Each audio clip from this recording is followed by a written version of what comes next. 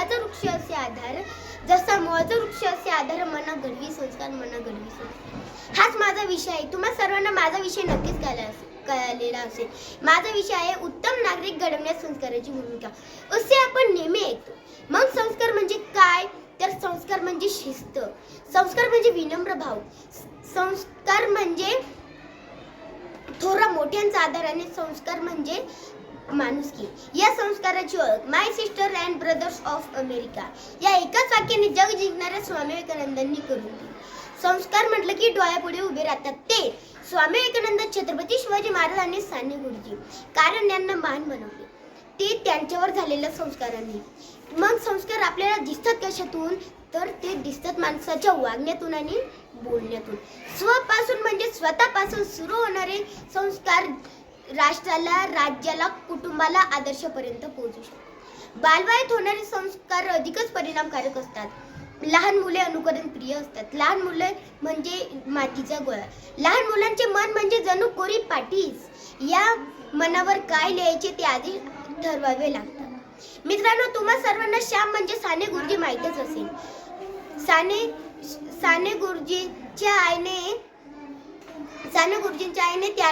त्यांना शरीराबरोबर ही मनाची काळजी घ्यायला शिकवली. खरा तो एकची धर्म जगाला प्रेम अर्पावे, खरा तो एकची धर्म जगाला प्रेम अर्पावे, असा हा महान संदेश त्यांनी जगाला दिला.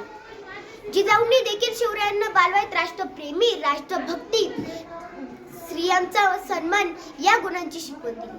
म्हणून ते आदर्श राजे झाले. पण आजच्या या धावत्या युगात योग्य संस्काराची उणीव जाणवत आहे. वाचन संस्कृतीचा रियाज, विभक्त कुटुंबातील पद्धती, मोबाईलचा अतिवापर, नोकरी व्यवसायाकरिता जास्त वेळ बाहेर पडणारे पालक, मुलांकडे लक्ष देण्यासाठी अपुरा वेळ, यामुळे मुलांवरती लहान वयातच योग्य संस्काराची दिशा बदलत आहे. त्यामुळे मोठ्यांचा अनादर, कुटुंबातील झालेला जिव्हाळा, प्रेम असे दृश्य दिसत आहे. त्यावर मी तुम्हाला एक प्रसंग सांगू इच्छितो. एका घरात आजोबांनी सुनेला चहा मागितला. तेव्हा सुनेने चहा दांडा नसलेल्या कपात दिला व आपल्या मुलाला बोलावले व म्हणाली, जा रे, आजोबांना चहा नेऊन दे. मुलगा म्हणाला व कप पकडण्यासाठी दांडा शोधू लागला. पण कपाला दांडाच नव्हता. त्याने त्याच्या आईला विचारले, अगं आई, या कपाला दांडाच नाही, मग अशा जुन्या कपात तू आजोबांना चहा का देतेस? ते चहा कसे पिणार? यावर आई म्हणाली, अरे बाळा, आजोबा आता म्हातारे झाले. मग त्यांचे हात थरथर कापतात. त्यांच्या हातातून तो कप पडतो. मग तो कप मोठा कप होऊन जातो. मग आपल्या घरातील सगळे चांगले कप मोठा करायचे का? नाही ना. म्हणूनच त्यांनी ज्या कपाचा दांडा मोडला आहे तो कप मी बाजूला ठेवला आहे. यावर मुलगा चहा द्यायला निघाला.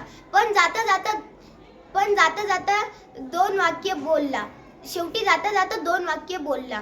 ते सर्वांनी नीट लक्षपूर्वक ऐका बरं का. आई, तुझं खरं आहे, पण हा कप तू जपून ठेव. कारण की तू पण ज्यावेळी म्हातारी होशील त्यावेळेला तुझे पण हात थरथर कापतील. तुला देखील याच कपात मी चहा देईन. म्हणून असं म्हणावंसं वाटतं, जे पेराल तेच आणि तेच उगवेल. जे पेराल तेच उगवेल. कारण निसर्गाचा नियम आहे, जे पेरतो तेच उगवतं. म्हणून आजच्या काळात योग्य संस्कार काळाची गरज बनली आहे. काय बोलावे? शेवटी जाता या व्यासपीठाची रजा घेताना एवढेच म्हणू इच्छितो, काय बोलावे हे ज्ञान ठरवते. किती बोलावे हे दृष्टिकोन ठरवते. परंतु एखादी गोष्ट बोलावी की नाही हे आपल्याला संयम आणि संस्कारावर अवलंबून असते.